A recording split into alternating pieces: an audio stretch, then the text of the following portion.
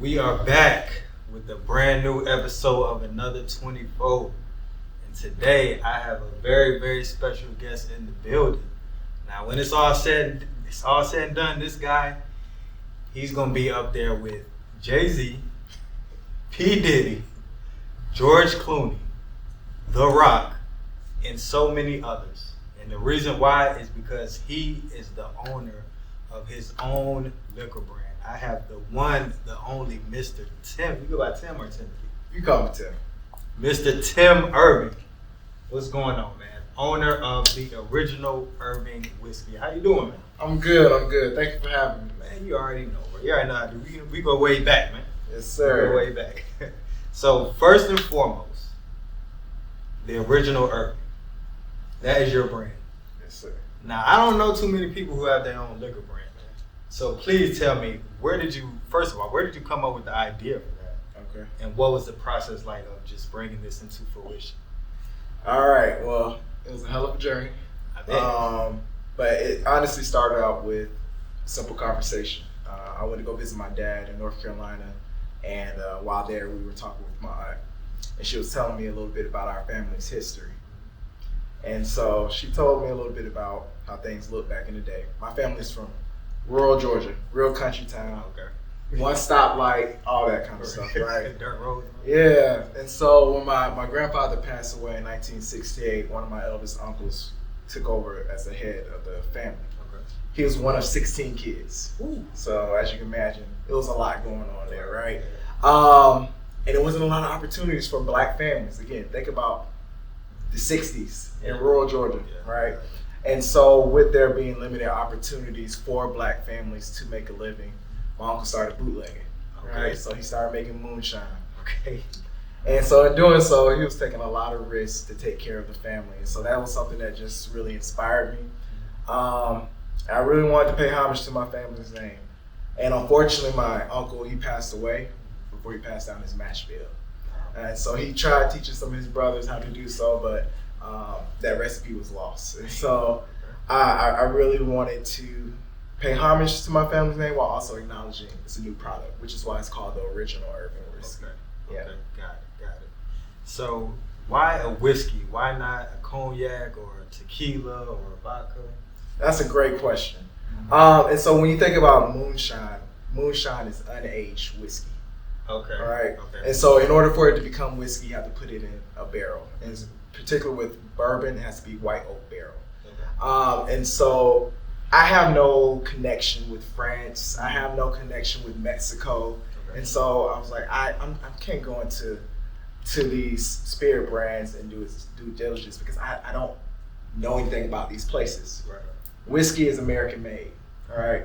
And so with me wanting to pay homage to my family name while also respecting that this is an American-made spirit brand, I felt like this is something I could truly get behind and invest in. Okay. So whiskey. So you settled on whiskey. Yes. Okay. So how do you go from having the idea of, all right, you know what, I'm going to have my own whiskey brand.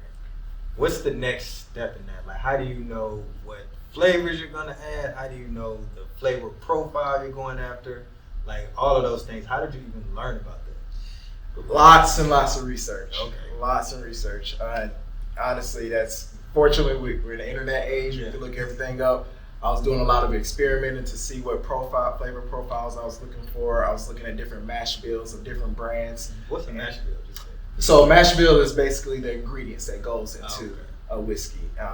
And so, particularly with our first release, it's a bourbon, right? And so you may hear me use the terms interchangeably. And so bourbon is a whiskey. It's just a type of whiskey. So think of whiskey as an umbrella, and then under that umbrella you have different types of whiskey. You got Canadian whiskeys like, what's a Canadian whiskey? I can't think off the top of my head, but then you have... Y'all know what it is. Yeah. You have Irish whiskeys like Jameson. Right. And you have rye whiskeys, and then you have bourbons, right? Okay. And so in order for it to be considered a bourbon, you have to have at least 50% corn base inside it. So your mash bill or your recipe has to at least be 50%. And ours sits at 75%. And so bourbons, because it's primarily corn based, it's going to be a little bit sweeter than maybe some other whiskey brands that are out there. Interesting. I would have never known. I'm learning. That's interesting, bro. Yeah, that's interesting. So, so you did a ton of research, obviously, and did you who did you contact? Like, what did that look like? That step, right. And so I just started reaching out to different distilleries. Okay. And so, there's two different ways you can go about entering into this industry. You can try to get investors and you can build your own distillery. That's millions of dollars. I come from a mental health background. I don't got millions of dollars. And Not yet. We don't got it yet. Yeah, I like that. Yeah, I don't have that yet. And so I started reaching out to various independent distilleries. And, some people, they don't take you seriously, and understandably, because they probably hear from tons of people every day. But I just expressed my vision. I expressed the profile that I was looking for. And unfortunately, I was able to identify one in North Carolina that I was able to collaborate with. And full circle. We got started, yeah. Nice. So how many different versions did you go through before you landed on this one? Just 3. Really? Yeah, okay. Yeah. And I remember I was like, this is it. This is the one we want to go with. And so in a minute when we do our taste, you're going to pick up on it. And so we were really able to capture just some of the sweeter notes that I was looking for. And when I say sweeter notes, we don't add any additives or anything like that to sweeten it. So it's not like a flavored whiskey, but we do use a filtration system with lightly toasted oak chips to kind of add to those sweeter notes. And so we were able to capture that, what I was looking for. It's delicious. Yeah. And so I was like, this is it. And so, went into mass production. God, so were you always into alcohol like that? Were you not gonna call you alcohol? Yeah. But were you a fan of alcohol before just going down this path? Yeah. It wasn't as in depth as I am now. As far as I had to learn a lot about whiskey in itself. I used to drink cognacs and some other type of whiskey brands, but once I got into this industry, I fully immersed myself in the experience and got to indulge a little bit. Yeah, of course, just a little bit. Yeah, not too much. So, did you do any taste tests with people? Any surveys? How many did you have people sample it? What was that like? It was my wife and I. Oh, okay. My wife and I, we sampled it, and I know that's a small sample size, but we haven't had any complaints yet. So I think we did pretty good. Okay. That's cool. So, what's next for your brand? Obviously, you have your flagship product. Do you see yourself kind of going into other types of alcohols, vodkas, that type of thing, or what do you see happening next? Oh no, so I'm gonna stick with whiskey. Eventually, I may venture off to some different types of whiskey, so I may start exploring a little bit more rye whiskeys at some point. But as of right now, the original Irving Straight Bourbon Whiskey is our baby. That's going to be the focus. And so, as far as next steps, we're just going to slowly try to expand across the United States. It's a very methodical process. It's a tiered system here in the United States, and so because of prohibition, you just can't go out and sell liquor out of your trunk, right? You have to work with what's called distributors, and there's distributors located in each market or each state. And so once I feel comfortable in how we establish ourselves here in the state of Georgia, then we may start expanding to some other southern states such as North Carolina, Texas, reaching out to their distributors and showing that, hey, we're making sales. And so that's going to be the plan. Yeah, so that's world domination. You know what I'm saying? That's Pinky and the Brain. What we gonna do? We gonna take over the world, baby. Yes. So you talked a little bit about some of the obstacles that you kind of ran across in putting this product out. You said people didn't take you seriously. Being a black man in what I would imagine is a predominantly white field or industry, what were some of the other challenges, you know, besides the, of course, not being taken seriously? What were some of the other challenges you overcame? The biggest challenge when breaking into the spirit industry, especially as a black male, especially as a small brand, is getting distribution. So like I was saying earlier, you know, you need distributors in each market. And so distributors, they buy the liquor from you and then they sell it to the stores. Right. Well, they don't know if my brand is going to sell, right? And so why would they buy my liquor, right? So if they buy 100 cases, are they going to be able to push this? Right. And so that was some resistance that we saw initially, where we were trying to reach out to these big distributors. You know, I was a little too big for my britches, and you're shooting for the moon, baby. Yeah, shooting for the moon, and got a lot of rejections. You know, couldn't get distribution. And eventually we got picked up by this one smaller distributor and got placed in some stores, but they were going through some things. And so kind of hit some roadblocks there, but then we moved with a different distributor in Savannah Distribution. And so now we're doing really good with the expansion. And so I would say that was certainly the biggest challenge, is being able to get distribution. And so for anybody who is looking to get into the spirit industry, that's something that you want to be well aware of and prepared to be able to address. Okay. Yeah. So, I mean, that in itself seems like a very daunting process. Yeah. It seems like, you know, especially the black men coming into that industry, you're walking into a situation where you are at a disadvantage. Yeah. So how did you find that confidence to walk into a meeting with the distributor and say, you know, I deserve to be on the shelf alongside these brands that's been around for hundreds of years? And so fortunately here in the state of Georgia, there's a few different black spirit brands. Okay. And so we all kind of work together and collaborate with one another. That's what I'm talking about. Collaboration. Yeah, we gotta work together, baby. Yeah, no crabs in the barrel here. And so like literally we're in one big group on Instagram, and so we kind of just share resources with each other. And so just kind of talking with them, looking at how they approach certain things, and just went into the meeting with like, hey, the worst thing I can hear is no, right? And I've already dealt with that, so what's another no? And so once that one distributor, he tasted the brand, he sat back, closed his eyes, he said, "That's a good bourbon." Right. I was like, "We in there, yeah, we in there." We were off to the races after that. So it's been a fun experience. Gotcha. So you're in liquor stores. Yes. How do you get into these bars? How do you get into the restaurants? How do you get into the stadiums, the arenas? Like, how does that happen? Where does that come from?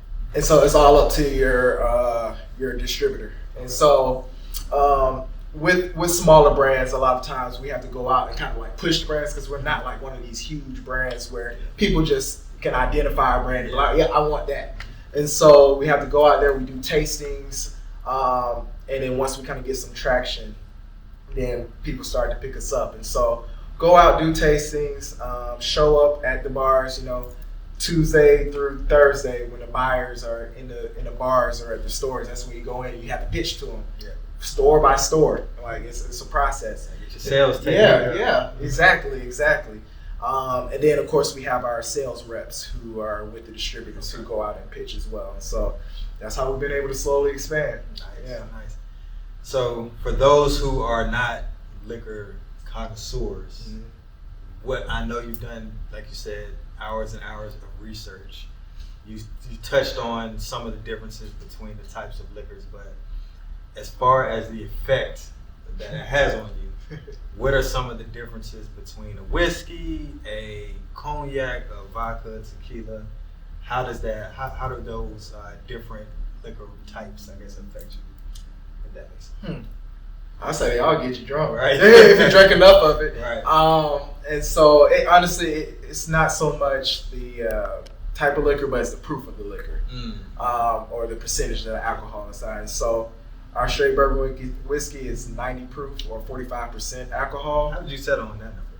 Because just with bourbons, it's you typically want to have higher proof. It just shows the quality of it. The more water you put in it, the more watered down it is, the less effect it has. And so true lovers of bourbon like higher proof. And so we wanted to be able to appeal to both bourbon connoisseurs as well as people who may be first starting to step into it. Right. And so we didn't want to do like 100 proof, bourbon, but at 90%, it's a good step into the door, but it's also respected by the connoisseurs as well. Gotcha. So for those who are bourbon whiskey fans and this is their favorite spirit, what would you, I don't want to say compare, but where would you say is a good adversary to your product? Like my favorite, just to say, is Jack Daniels or so. Would you compare your brand to Jack Daniels or? And so Jack Daniels is like a Tennessee whiskey. Okay. So they have their own kind of category, and it's honestly how they just go through the filtration process. And so when it comes to bourbons, I would say I would compare it to Four Roses. Okay. Yeah. 4 Roses. Okay. All right. Yeah. 4 Roses, man. I got some comp now. I'm telling you, man. I got some comp. Okay, so what is your favorite drink? I mean, obviously, your liquor of choice is yours. But right. What is your favorite mixed drink or your favorite type of drink? Do you like it on the rocks? Do you like it with the Coke or what? So when I really just want to experience a bourbon, I just have it on the rocks. Yeah. I'm not too big with the sweet stuff. Now I've gotten older, I've kind of strayed away from that. I may have like a bourbon mule or... That's one of my favorites. I love mules. Yeah. Okay, yeah. So this will make a great mule. That's one of the drinks that we like to make with it. And then an old fashioned, of course. Right. And so, but other than that, man, just give it to it. I don't want all the pretty stuff. Put it on the rocks. Give me a nice ice cube. Yeah, cut down on the calories a little bit. Yeah, exactly. Oh man. So when you go, let's say you go to a restaurant or you go, I don't know where, a bar or something. Yeah. And you ask the waitress, bartender, hey, give me something strong, and they give you something. Are you able to tell what exactly is in the drink by tasting it? As far as the type of spirit? Yeah, type of spirit and all the flavors, the notes. Are you able to tell? So if not in a cocktail, but if I just have it neat, I can pick up on the notes. But honestly, sometimes I feel like picking up on the notes is a subjective experience. Okay. And so in a minute, it'll be interesting to see what notes you pick up on compared to the notes that we were aiming for. So, yeah. Okay, cool. So, obviously, the main inspiration for you starting this brand is your family. Yeah. How is your family taken to your spirit here? They're proud. They're really proud. A lot of good feedback. Yeah. I mean, they were ordering it left and right. I mean, they probably made up about 35% of my sales at one point. And we got to support our own. Yeah, exactly. They're just happy to see what I'm doing, and they like the story behind it and everything. And they're proud of the movement I'm pushing for. So, I mean, you are entrepreneur, legit businessman. A lot of times, what we see with liquor brands and really businesses in general. Yeah. Someone comes along, they start a business, they grow the business, they sell the business. Do you ever see yourself maybe selling your brand for hundreds of millions, or do you think that you're going to die with this brand in your ownership? I feel like if I do get to the point where I sell, I'm always going to have a percentage because you can't tell the Irving story without an Irving. That's right. I mean, I'm always going to be a part of the original Irving Whiskey, no matter what. No matter what. Yeah. There you have it. If y'all better come with that check and a position for my play. So I want to talk about the branding here a little bit. Yes. Very, very regal, very fancy looking. The black and gold is definitely striking to the eyes. Yeah. How did you come up with the branding? What was the thinking on that? And so, as you can see, it does not look like your typical whiskey. Right. And that was intentional just because I wanted to step away from the rustic feel. I wanted to give a more modern, sleek feel. And I kind of wanted to give it a feel almost like a cognac, right? Okay. Like the smoothness of a cognac. And so that's why I decided to go with that look. Yeah. Okay. Yeah, it's nice, man. It looks, it just looks distinguished. Like I feel like I'm a grown man just by looking at it. That's what I feel It's gonna put some hair on your chest too. All right. I'm kind of well, I ain't gonna say I'm a lightweight, but you know I don't be drinking like that. So I think that this is the perfect opportunity. We've talked a lot about this. Yes. This guy here. I think this is a good time to crack this baby open and do a little taste test. All right, let's do it. I think I'm gonna get a little drunk. This is an unboxing. I mean, you know what? If y'all want this, y'all gotta hit my boy up. Yeah, where can they find it, by the way, while I'm opening this? And so if you go to the originalirvingwhiskey.com and you click on the Where to Buy tab, it'll pull up all of our store locations. And so we're in the Metro Atlanta area, and we've now started to spread to areas near Macon and, you know, southern Georgia. So, yeah, just check out our website and check out our map. There you go. You gotta listen to the cork pop. Oh, you opened it too smooth, man. My bad, I gotta take it up. My bad. It popped a little. Okay, so all right, walk me through this, man. I'm smelling something. So go ahead and just pour a little bit in your glass right here. Enough? Yeah, that's good. That's good. Okay. Yeah. All right. So first, you want to take in the notes with your nose. All right. And so when I fix people a shot, they like to throw it back like a shot. Right. You're cheating yourself out of the experience. The bourbon is an entire experience, and so you take in the notes. Close your eyes. See what you're picking up on. All right. Set it back down. Okay. And then pick it back up.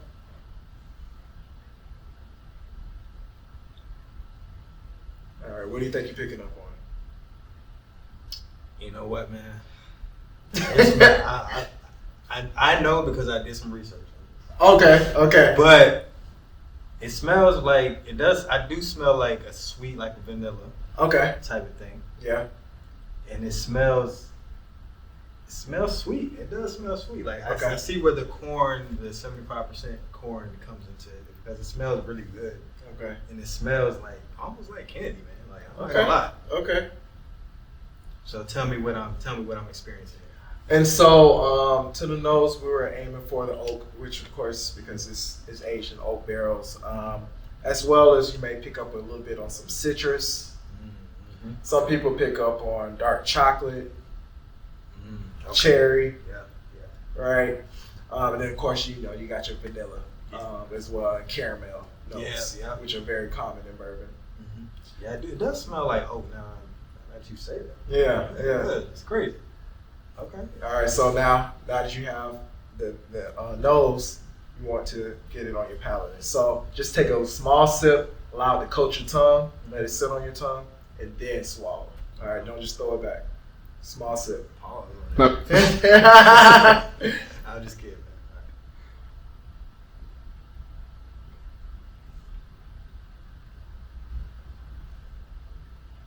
Okay. Smooth. That's smooth. That's good right there, man. I'm not gonna lie. Yes, sir. And so, what do you feel like you tasted? I feel like I definitely taste the oak. Okay. The oak is coming through pretty strong, which is I think is a good thing. Yeah. I definitely can taste the hint of the cherry. Okay. And definitely the vanilla. Okay. It's good. Yeah. And so once you get the flavor down, then I just go ahead and throw in the ice cube and you can sit back and enjoy it. But yeah, that's the bourbon tasting experience. That's good, man. I'm gonna put a little ice in there. Just a little bit. We don't got ice cubes. We got like ice chips or whatever you got. That too much? It works. That works. Okay. So I'm gonna be sipping on this for the rest of the interview. Like to get drunk. I know we talked about it. You're not really drinking right now, but you got it, man. You got it. Yeah, I gotta do a little something. Just a little something. Just a little something.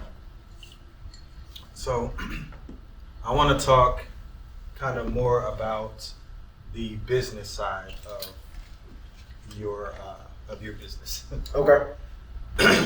What kind of team do you have helping you out with this? I mean, we can do a lot on our own, but we can't do everything on our own. Right. So you mentioned the distributors that you work with. What other people what other positions in your team?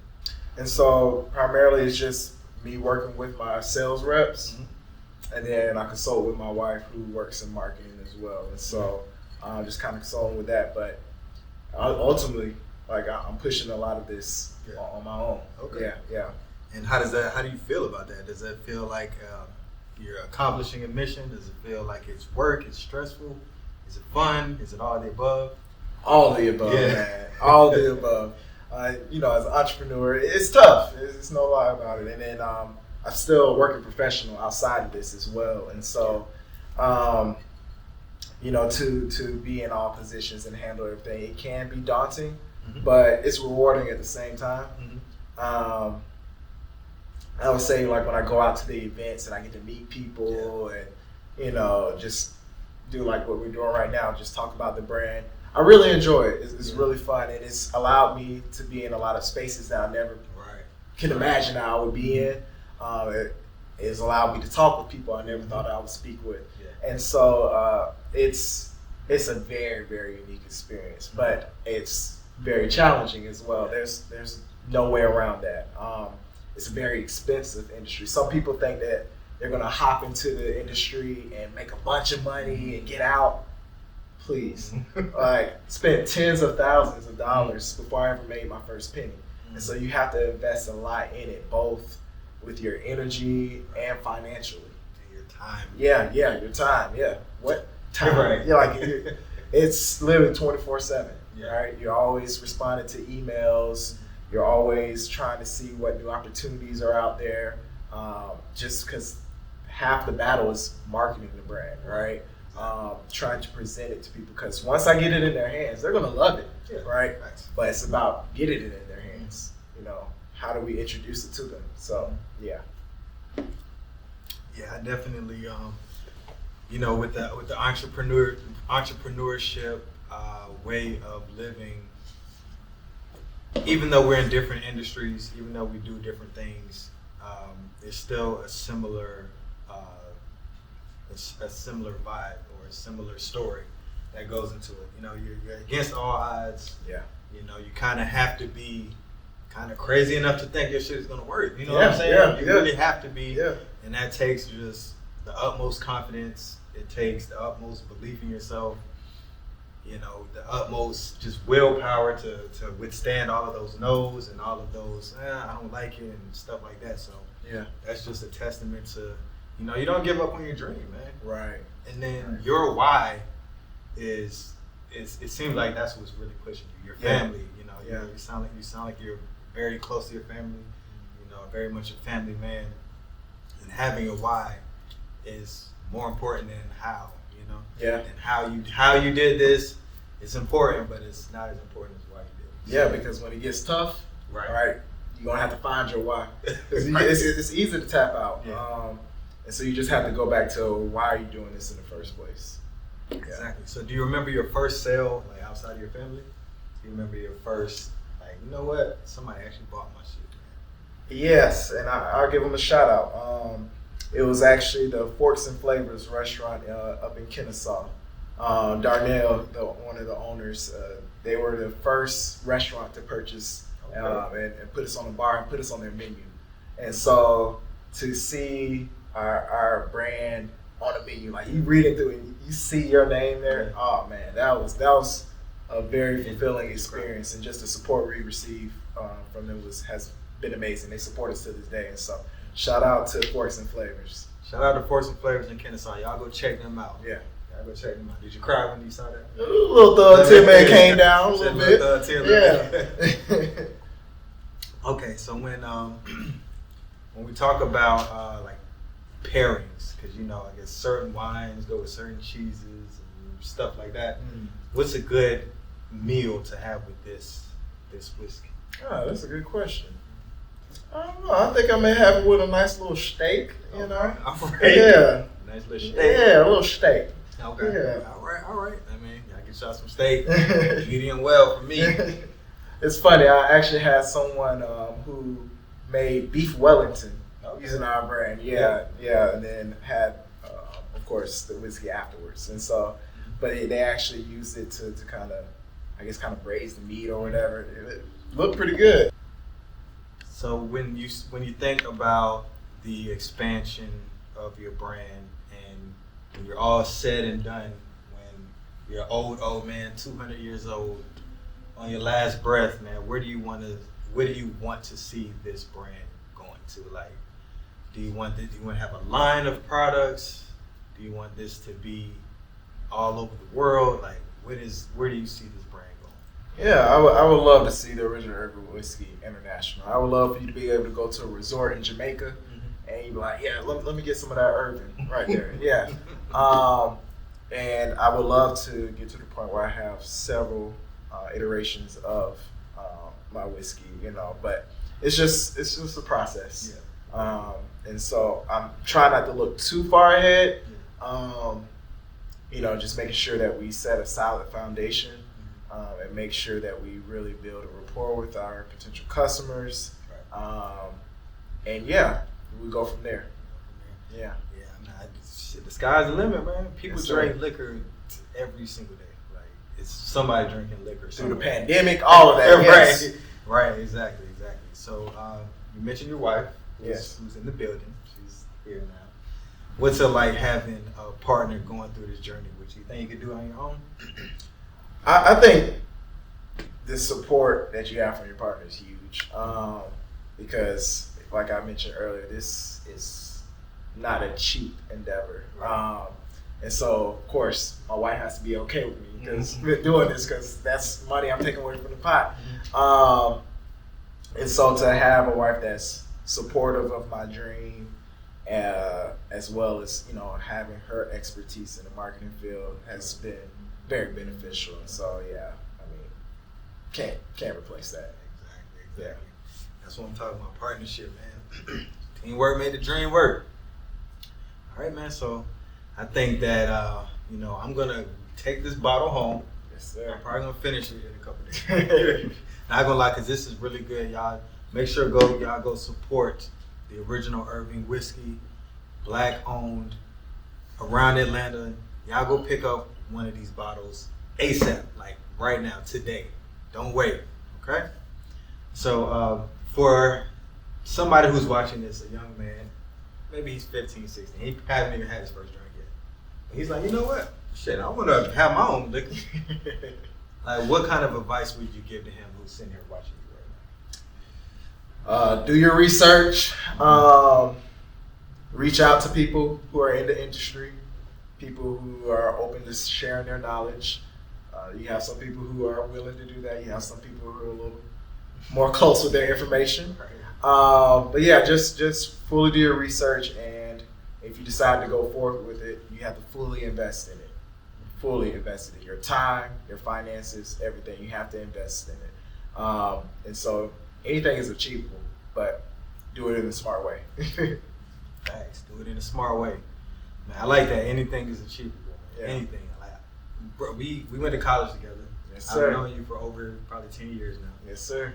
I would never have thought that I would know somebody that has their own liquor brand. So I want to say to you, man, shit, keep it going. I'm very proud of you. This is something we need more of in the community. This is inspiring to me, bro. Like, I'm not even gonna lie to you. Like, I'm inspired. I feel like I can start my own sneaker brand. Nike, y'all got something to count, bro. Like, I really do. I admire that, and I appreciate you coming to sit down and share your story with us. Yeah. And we're gonna be supporting it every step of the way, man. If you want to keep coming out with different iterations of this brand. Anytime you have something new and exciting you want to come and share with the people, you have somewhere to do it. Here at Another 24, so man, I appreciate you. I appreciate you. Thank you, man. Original Irving Whiskey. Y'all go pick one up right now. Right now. All right, and that's it. All right, cut.